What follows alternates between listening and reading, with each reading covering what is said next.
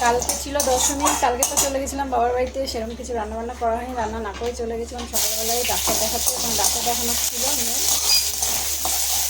ওই জন্য আর কি বাড়িতে কিছু রান্নাবান্না হয়নি। তো আজকে বাজার নিয়ে চলে এসেছি কী কী, চলো তোমাকে দেখাই। তো তার আগে আগে ডালটা ফোড়ন দিয়ে নিই।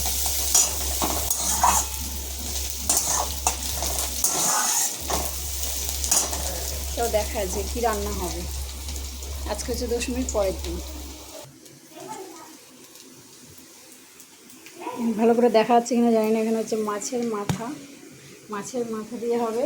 এই যে দেখো চাল কুমড়ো লবণ দিয়ে চটকে রেখেছি, সব জল বেরিয়ে গেছে, এই যে কত জল বেরিয়েছে। আর এই যে এখানে ডাল ফোড়ন দেবো, পেঁয়াজটা ভাজা হয়ে গেছে, ডাল সিদ্ধ হচ্ছে। আর হবে এই যে মুরগির মাংস, ভাত হয়ে গেছে।